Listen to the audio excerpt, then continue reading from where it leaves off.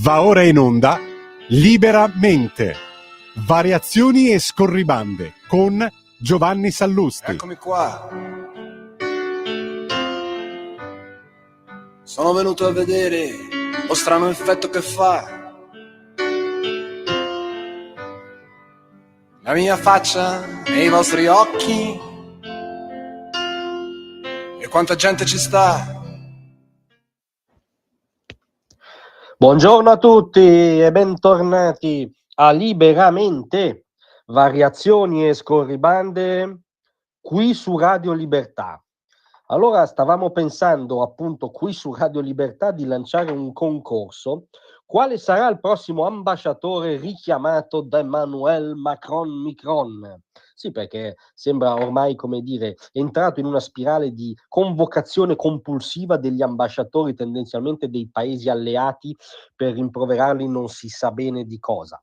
O meglio si sa, perché dopo l'ambasciatore italiano che ha dovuto rispondere di questa enormità per cui Matteo Salvini si permette di non pensarla come Emmanuel Macron a proposito della strategia per affrontare la guerra russo-ucraina, la pace negli auspici, quantomeno di Salvini, non sappiamo se di Macron. Dopo questo è stato convocato con urgenza a Parigi all'Eliseo l'ambasciatore niente meno che degli Stati Uniti d'America, Charles Kushner, che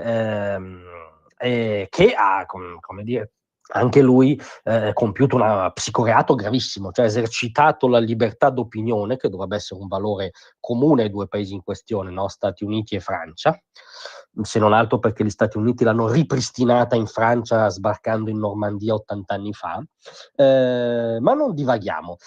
Kushner ha dichiarato nei giorni scorsi che la Francia non ha adottato negli ultimi anni misure sufficienti per fermare la crescita degli atti di antisemitismo. Questa non è neanche un'opinione in realtà, questa è una mera registrazione di un dato di fatto, è mera cronaca. Da anni c'è un fenomeno di esodo, di fuga di cittadini ebrei dalla Francia, molti ritornano in Israele, quindi preferiscono ritornare tecnicamente in un focolaio di guerra piuttosto che stare in Francia. Recentemente Macron ha detto che la Francia ha intenzione di riconoscere lo Stato di Palestina, quindi al momento è sempre cronaca di riconoscere le belve di Hamas, che hanno come loro ragion d'essere la cancellazione dello Stato degli ebrei. Gli atti di antisemitismo nelle periferie francesi sono in costante aumento. Gli stessi servizi segreti francesi recentemente hanno più volte lanciato l'allarme su un'islamizzazione strisciante della Francia, e sappiamo chi sarebbero le primissime vittime dell'islamizzazione: gli ebrei, poi a ruota ovviamente i francesi e tutti gli europei. Ebbene, questi dati di fatto, queste verità, non si possono dire nella Francia oggi di Macron, nemmeno se sei l'ambasciatore americano, altrimenti sei convocato all'Eliseo. Capite che la sindrome bonapartista del nostro ormai ha superato qualunque livello di guardia. E d'altronde perché l'ha spiegato bene Le Figaro, con un editoriale sull'orlo del precipizio, riferito al proprio paese, che tra le altre cose diceva: il generale de Gaulle si starà rivoltando nella tomba. Probabilmente non avrebbe mai immaginato che la Costituzione da lui data alla Francia avrebbe permesso una tale confusione.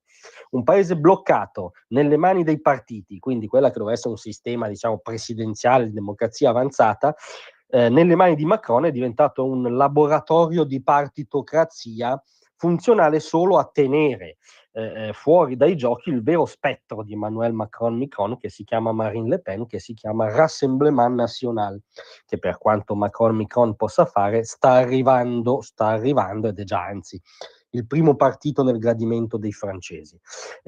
Dopo quindi la stroncatura amica di Le Monde arriva la stroncatura pesante di Le Figaro,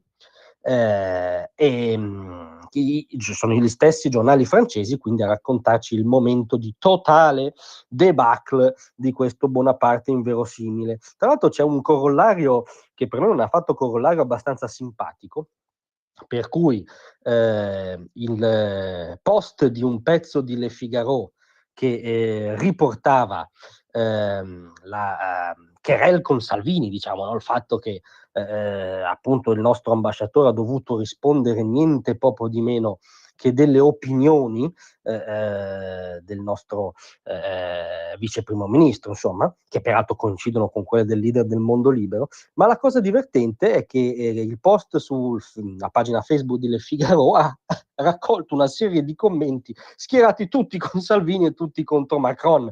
Ne leggiamo qualcuno a caso, li ha riepilogati tra l'altro il Tempo. Prima di inviare truppe, Emmanuel dovrebbe chiedere il parere del popolo sovrano. Sì, c'è questo lievissimo dettaglio, in effetti. Un altro dice: la probabilità di un attacco russo sul suolo francese è estremamente bassa, grazie alla NATO, tra l'altro, di cui non si capisce se Macron voglia, come dire, fare a meno o metterlo tra parentesi. C'è chi evidenzia come la Francia stia diventando lo zimbello del mondo, o peggio il fanalino di coda. C'è chi dice basta avere una posizione diversa che sei subito vicino al Cremlino. Cioè i commenti dei francesi in carne e ossa, almeno sulla pagina di Le Figaro, danno tutti ragione a Salvini e tutti torto a Macron. In estrema sintesi, il nostro Bonaparte inverosimile è dopo la frutta, è al dessert, per usare una parola francofona, e ormai non gli rimane che convocare in modo compulsivo ambasciatori all'Eliseo. Grazie a tutti, a domani.